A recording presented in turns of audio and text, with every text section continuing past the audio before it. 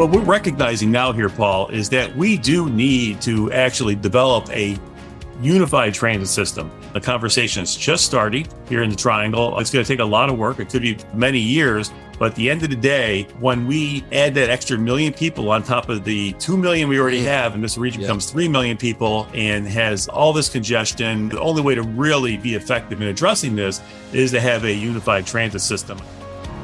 Welcome to Transit Unplugged. I'm Paul Comfort. Good to be with you on another edition of the world's leading transit executive podcast, Transit Unplugged News and Views. This week, we've got a great interview for you with Chuck Lattuca, President and CEO of GoTriangle Transit down in Raleigh-Durham, North Carolina. A good friend of mine, used to work with me at the MTA where he headed up the Purple Line project there, the largest P3 in the nation at the time with over $5 billion. I think you'll find it fascinating as he talks about the power of regionalism and what they're doing in the Raleigh-Durham Triangle area to promote that. We're also going to take a look at a lot of the big headline news from around the industry right now.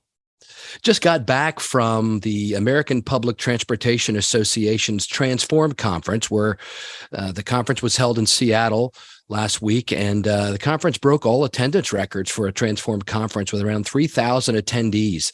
A great event and a good event for us here at Transit Unplugged. We were able to interview for an upcoming episode Rich Davey. Rich is the president of New York City Transit, a great interview from the head of our largest transit system in America. Also, my book, Conversations on Equity and Inclusion in Public Transportation, was featured at the conference at a big book launch event at the Vauntus booth on Monday, where we had about a dozen top transit leaders come down, speak on the topic for a large crowd, hundreds of people gathered, and sign books and give away over 100 copies of the book. Those who were contributors to the book that participated in the book launch signing event included Terry White, our host for the event in Seattle. He's general manager of King County Metro in Seattle. Inez Evans, CEO of Indigo Transit. Alex Wiggins, CEO of New Orleans RTA. India Birdsong, general manager of Greater Cleveland RTA. Freddie Fuller, VP of Jacobs and past chair of the Conference of Minority Transportation Officials, or COMTO. Julie Tim, the other host for our event. She is CEO of Sound Transit in Seattle. Also, Bakara Sanderson Malden, chief of staff for Memphis Area Transit Authority. David Kim, past Secretary of Transportation of California, Bridget Beato, CEO of Luminor Consulting, and Rod Jones, portfolio leader of Modaxo, and others were there to speak on the topic. As I mentioned, it was a great, heartfelt event. You can see pictures of it online on my LinkedIn page and other places. And we gave away over 100 signed copies of the book and generated a lot of excitement online. Also excited to announce that the book has gone to #1 on Amazon for books on mass transit. We're excited about that. And the book itself will drop officially on, meaning you can download it on Amazon, Barnes & Noble, BookBabies, Bookshelf and Bookstore, and about a dozen other online and retailers on the 20th of October. And the paperback will be available on November 17th. I encourage you to pick up a copy. I've got the price dropped as low as Amazon would let me drop it to $2.99 for the ebook. And if you do get a book, please take time to leave a review online at Amazon. We want to help them. That'll push the algorithm, and that we want to help spread this message of equity and inclusion in public transportation. Really the important role it plays right now in our country. I'll be talking about that actually next week at Smart Transit in Denver, where on Tuesday, the 25th of October at 4:30 p.m., I'll be a keynote speaker on the topic of ridership and the role of equity and inclusion and environmental stewardship, and how that's kind of replaced as the industry's #1 key performance indicator, has replaced ridership. I'll also be on a panel on a similar topic at 5:30 p.m., and I'm excited to announce that I'll be debuting at this conference, the world debut of a brand new video short under 5 minutes long that I did with my good friend, video director, award-winning musician, who has been helping me do a bunch of the projects lately, including our Transit Unplugged television show. and it's Jaime Quadra. And he is a great video director and filmographer.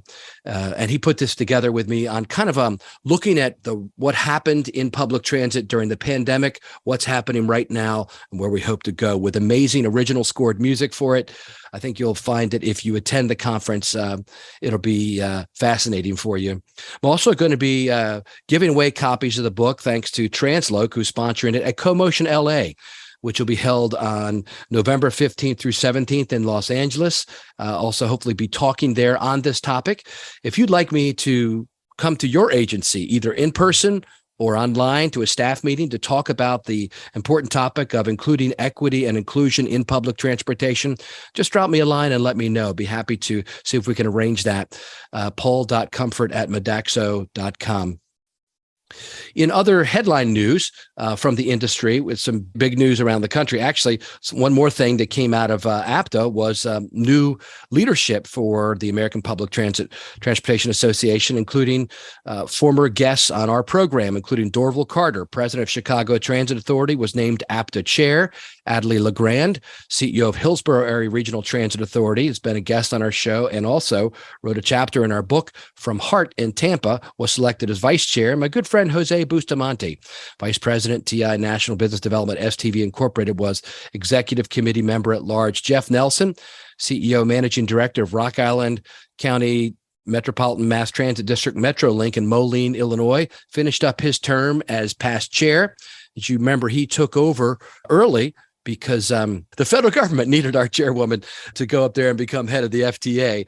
And Jeff Wharton will also be Secretary Treasurer for the year. Congratulations to all those board members and many board members who came in as part of the executive committee: Doug Tisdale, Bill Carpenter, Janet Walker Ford, Carolyn Gano. Also had portfolio seats on the executive committee. Congratulations to all of them. They do great work as head of our national association here in the U.S.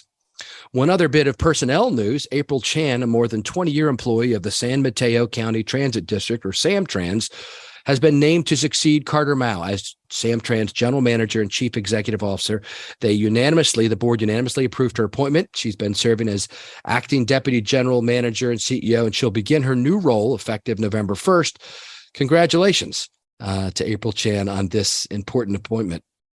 Big news also coming out of LA: transportation officials from the Los Angeles County Metropolitan Transportation Authority, or Metro, this last week commemorated the grand opening of the K-Line, Los Angeles' newest light rail line, with a burst through a banner at the intersection of Crenshaw and 48th Street in South Los Angeles.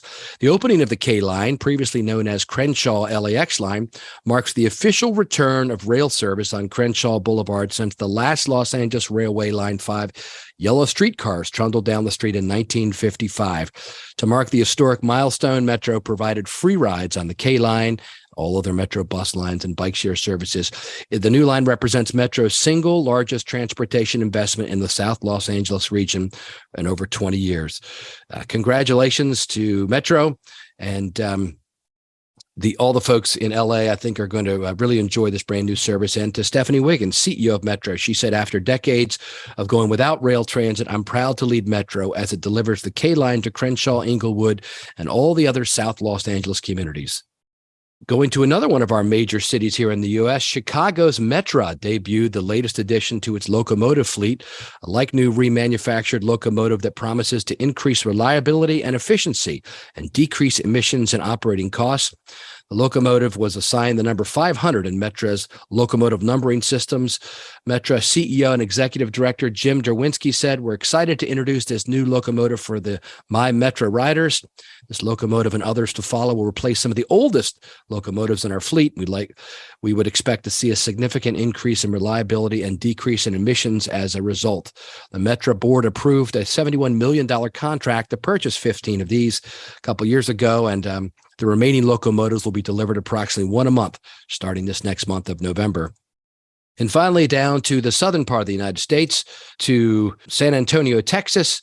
The VIA folks, VIA Trans Operations Center and Maintenance Facility has been officially dedicated. It's an 11-acre property designed to house VIA Trans Operations and Fleet Maintenance, and it became the first facility built by VIA for VIA in the history of the agency and the first maintenance and operations center for public transit to open in San Antonio in more than 75 years. The building is a former retail store, and it was a popular nightclub before VIA bought it and repurposed it to service VIA's paratransit fleet and operations with vehicle fueling, detailing, and washing stations, underground oil tanks, a water capture technology, loading docks, vehicle maintenance bays, office and exercise space for employees. And congratulations to the folks there for this brand new facility. Great to see our transit agencies continuing to build on the momentum that has come out of the pandemic with all the extra money coming from the federal government, local agencies. I think people realize that coming out of the pandemic, it's probably one of the reasons why this year's APTAtransform conference broke all records with 3,000 attendees, is that people are really looking and longing for connection, especially after being isolated for so long during the pandemic. And in addition, I think we all know that inside every one of our hearts is the primary need for significance.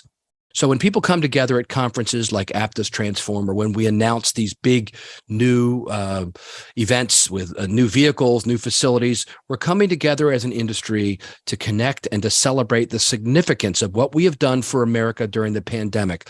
Public transit was the one keeping the wheels of our economy and society turning. And we've come out of the pandemic stronger than ever in the sense that we've refined our mission. We're not just focused on increasing ridership on commuter trains and commuter buses going to the big, tall, shiny buildings in our downtown.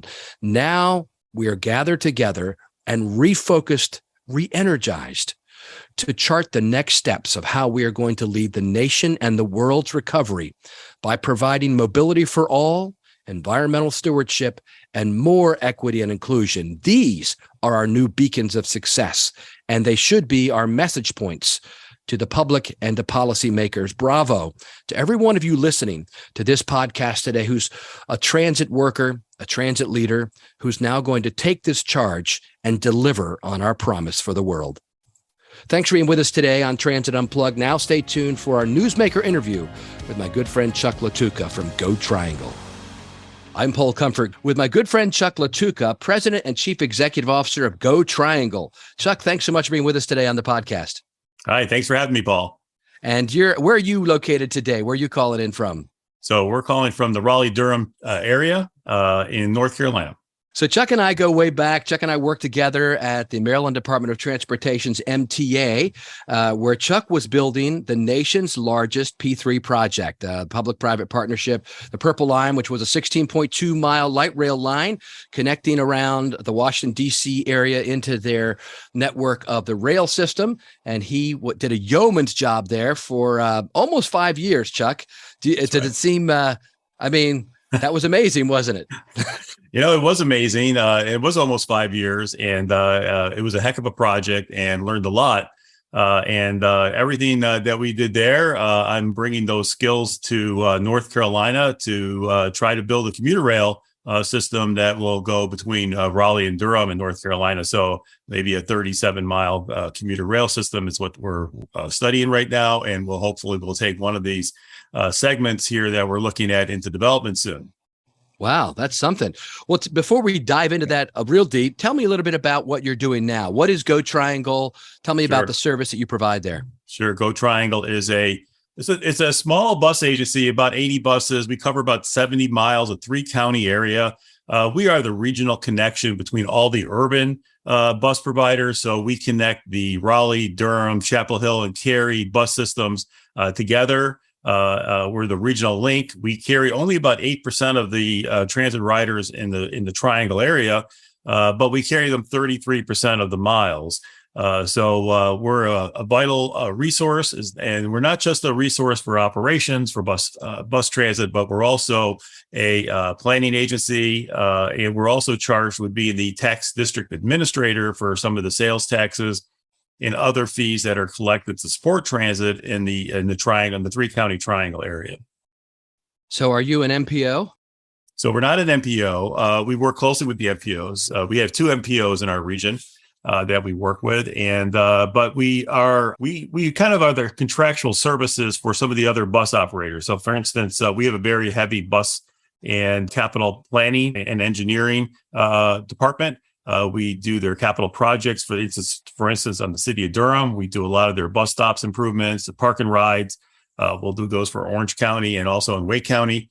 We also administer the City of Raleigh bus operations contract. That is the services being delivered by First Transit. We oversee that contract for the City of Durham, and we've been doing that for about 10 years since 2011.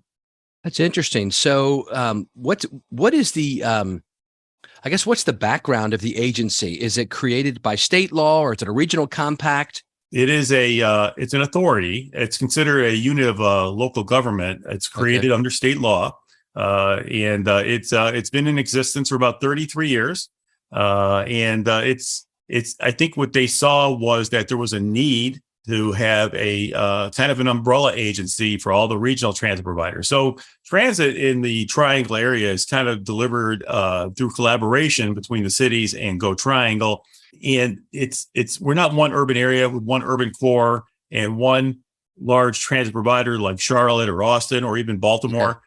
So we are kind of helping drive that regional conversation. We provide the connective tissue for the transit system, so to speak, to make sure that folks aren't just limited to taking transit in their own cities, but also have the ability to reach other areas, which 5 different urban centers that are very close together, but still need that connection to get from one urban center to another urban center. That's amazing, that the regionalism there. So the listeners who have been in the business for a while will remember these names. So back up in the 90s, when I was working for Mayflower Laidlaw, one of my first contracts I won in business development to manage a contract was the Wake County Coordinated Transportation Service. Does that still exist? I don't think it exists in its present form, but Wake County does have a paratransit service called, I think it's called Wake Connect. Okay. We also have our own paratransit system that we provide services to the region. And then also Chapel Hill and Orange County have their own, and so does Durham. So again, it's another kind of a loose collaborative effort to even on the paratransit side to get folks around. Now, another one I remember visiting and winning a contract there to run the service for, must have been Laidlaw at the time, I'm thinking, was the Wolf Line at North Carolina State, I think it was, in Raleigh. Does that still exist? And are you part of that? Oh, it sure does. They have their own very robust bus system for North Carolina State. So does Duke. Duke actually operates articulated buses on their campus. Wow. They're the only articulated bus operator in the Triangle. Okay. So you really are coordinating and kind of collaborating with all of these. That's very unique, I think, in many ways, for that type of collaboration, regionalism. It is. Regionalism is always on everybody's lips in the Triangle. Having the ability to just connect and provide services in a coordinated fashion, because we just don't have one large urban core like most operators. So if you put all the systems operators together, we have almost over 400 buses, and we provide together as a 5 transit family, so to speak, in the Triangle, we provide over 20 million trips a year. Wow. So it does add up. Yeah. And we want to make sure that we continue growing these services and also provide some kind of new backbone as far as maybe adding a fixed skyway rail, commuter rail type system into our region here to provide even greater services because of the extreme growth that the Triangle is experiencing and will experience over the next 20 years. Yeah, I mean, that Triangle region, the Raleigh-Durham area, is one of the fastest growing in the nation, right? Especially for businesses. It really is. And we're going to add by 2050 1 million people. Wow. And and they're going to bring with them 1 million cars. And that, so our road system is going to get very, very congested and start to fail. We certainly need to provide that transit alternative here for those folks. We're going to add over 850,000 jobs by 2050. And many of these folks who come to these jobs aren't just going to be living in the Triangle. They're coming from outside the Triangle also. So there's a lot of movement in the area to reach these jobs. Apple just came here about a year and a half ago to locate and build out a new regional engineering center that's going to bring about 3,000 to 5,000 jobs here in the next couple of years. Google's here. Other large pharma companies are coming here. So we are experiencing tremendous growth. We're very fortunate here in the Triangle to experience that growth, but we're also recognizing the challenges that come with that growth. And this is what we're preparing for now. Yeah. I mean, and these are good jobs. These are high paying, 6-figure tech jobs. You're considered like a research triangle as well, I know. So let's talk a little bit about that regional rail that you're talking about, Chuck. Where are you at and what's the game plan? So right now we are just finishing up the feasibility study. We studied a 43-mile corridor, and with 37 miles being the core, and then we bolted on another 6 miles to include Johnston County, our neighboring county here, just outside our operating region, because they had a strong interest in also providing commuter rail to their citizens. So we're finishing up that study.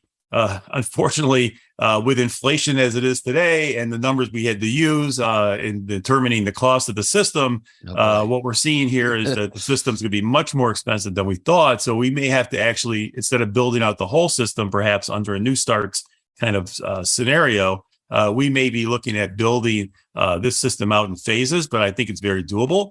I think by 2040, we can build out many of the different components of this system and have maybe a 15-mile segment open by 2033. So we are getting very excited to get our local leaders to make some decisions on which segment they want to build out first.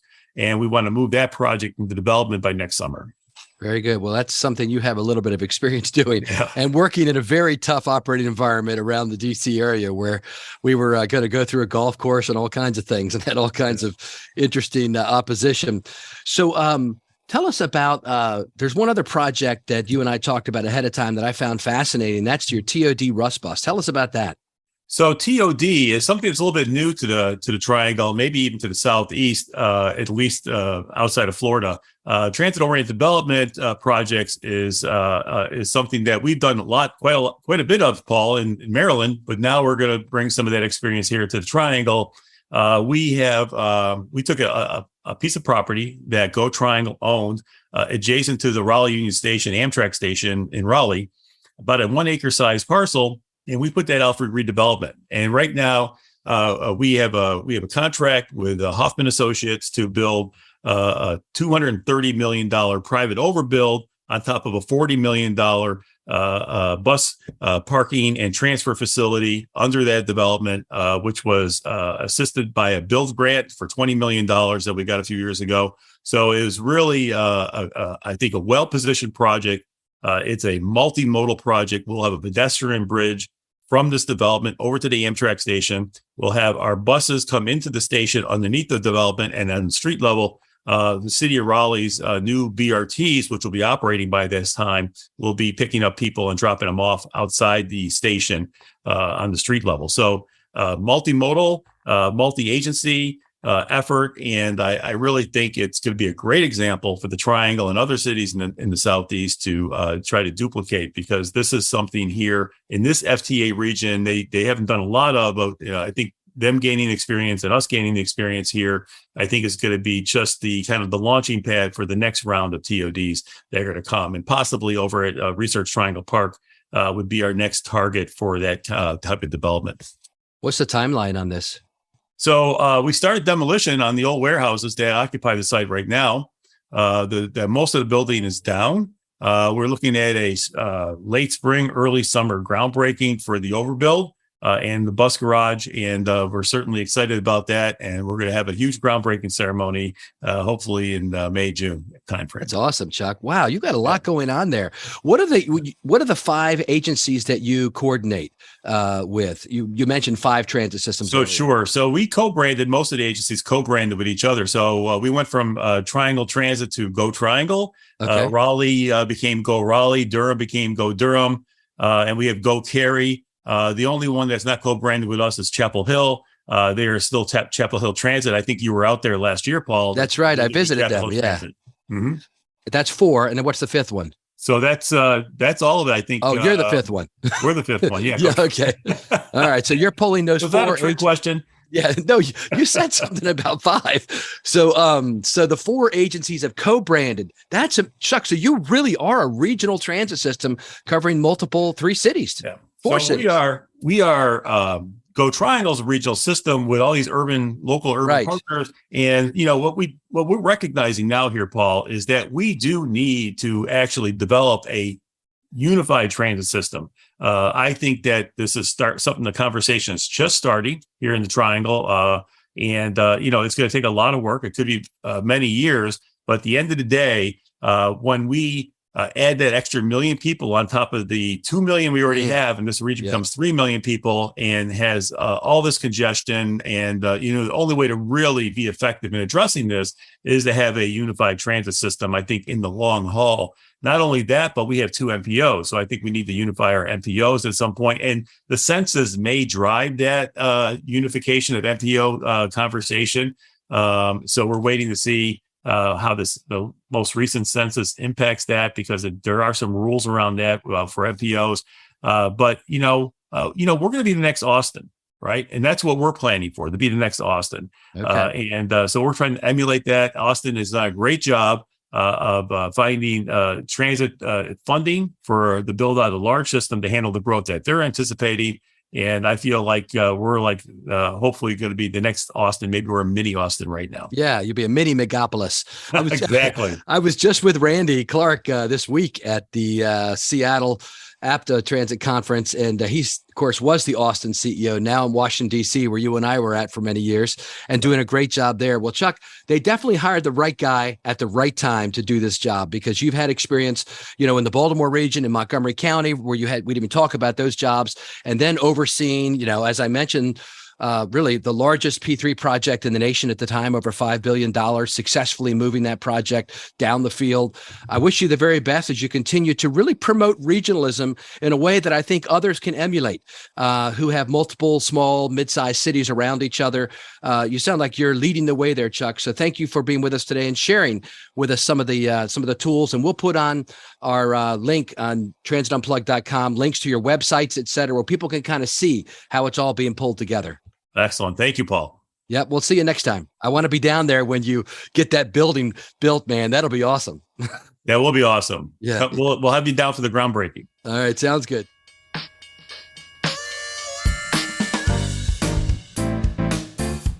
We hope you're enjoying this episode of Transit Unplugged, the podcast. How would you like to see behind-the-scenes footage of the agencies that Paul visits? Then be sure to check out the new Transit Unplugged TV on YouTube, where transit evangelist Paul Comfort dives into the culture, the food, and the transit of major cities around the world. You'll see the operations control centers, how maintenance shops work, and the latest innovations taking place at agencies around the globe as we work together to improve the lives of our transit riders and our communities. Be sure to subscribe to Transit Unplugged TV on YouTube or at transitunplugged.com.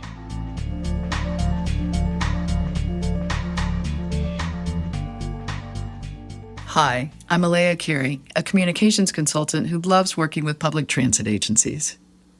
Paul's interview with Chuck got me thinking about how marketing can help create a pro-transit culture in areas where some people are still very devoted to driving. Culture takes a long time to build, so marketing is justified in starting early. Yes, I'm talking about marketing to kids, selling transit to them from an early age so they grow up with an ease with and affection for their local systems. One step I recommend is to get fun, engaging information about transit into the local school systems and local homeschooling networks. This could take the form of coloring pages, mazes, word-finding puzzles, and other activity sheets for the youngest kids, and real concrete information on your system for more senior students. Any information about transit is great, but big bonus points if you can brand these promotions and use local streets and sites that kids will recognize. If you have transit employees willing to participate, seek out opportunities for them to speak to classes. Younger kids might be more interested in learning about vehicle basics and how to ride, while older kids could be interested in transit careers. Finally, use kids and families in your advertising as much as you can. Sure, a lot of different demographics ride your system, but showing kids and families on board promotes your system as safe and easy to use for anyone. If you'd like to talk more about starting early to market your system or anything else related to communications or public transit, look me up on LinkedIn. My first name is spelled E-L-E-A, last name C-A-R-E-Y. Hi, this is Mike Bismeyer, Regional Sales Director for APTA, and this is Mike's Minute, where we talk about leadership, mentorship, and kindness with the hopes it'll inspire you to pay it forward. Well, last week, Seattle hosted the 2022 APTAtransform conference. And with the great attendance, it was exciting to see leadership and mentorship on full display. As the conferences continue to gain momentum post-pandemic, with more and more attendees, there is no doubt a buzz of excitement when seeing our peers, sharing our stories, learning opportunities, and just catching up in general. Ridership also slowly continues to return for many agencies as well post-pandemic, and it's reflective in the different sessions and panels that are always available at these great conferences. There was a wonderful lineup of speakers, sessions, and panels with, again, our industry leaders and mentors sharing their learnings and expertise.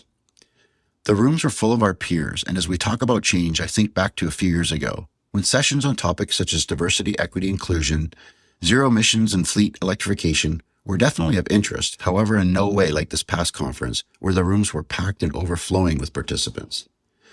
This was also highlighted by Paul's latest book launch, which occurred on the trade show floor during the conference, with a large crowd of leaders, mentors, and industry peers taking in the celebration, but more importantly, many of them explaining how they'll be carrying that message within our industry.